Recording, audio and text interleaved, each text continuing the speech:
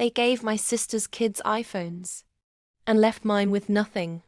So I gave them something they'll never forget. It was Christmas. The tree was glowing, carols were playing, and my kids were bubbling with excitement. We were at my parents' house, a joint family celebration, the kind we'd had for years.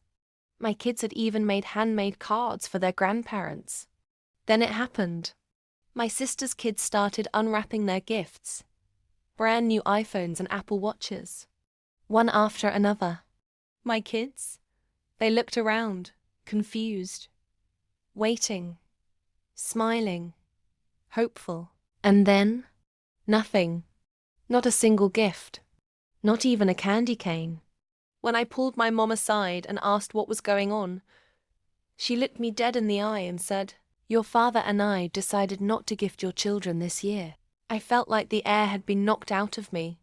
My kids sat there in silence, pretending not to care while their cousins bragged about their new gadgets. And my parents, laughing and clinking wine glasses like it was just another magical holiday. Let me be clear. This wasn't about money. My parents have plenty. This was about favoritism, cruelty, power. And that night, I made a silent promise. This would be the last Christmas they ever humiliated my children. I didn't yell. I didn't cry.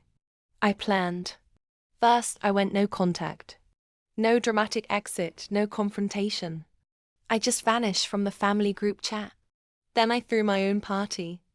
A New Year's Eve bash my kids would never forget. A winter wonderland in our backyard. Fire pits, hot chocolate fountains, s'mores stations, and yes, gifts. Not just for my kids, but for every single child invited. Each one got a personalized box. Headphones, games, books, all wrapped with care. The photos? Let's just say they went a little viral in the local moms group. And yes, I made sure my mother saw them, but that's not all. 2 months later, my parents reached out. All friendly. "Let's plan a birthday dinner. We miss the kids." I said, "Oh? I thought you decided not to celebrate my children this year." Silence. Then came the excuses, the fake apologies. But I wasn't done. I reminded them of something they clearly forgot. The trust fund my grandfather left for all the grandkids, which my parents managed.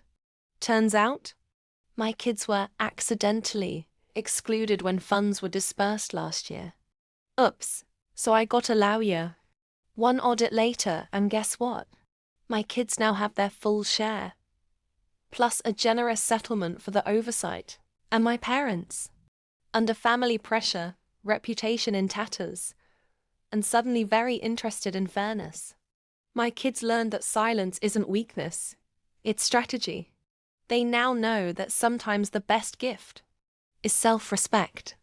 And my parents, they're welcome to watch from afar, because my door, it's closed, gift-wrapped, and returned to sender.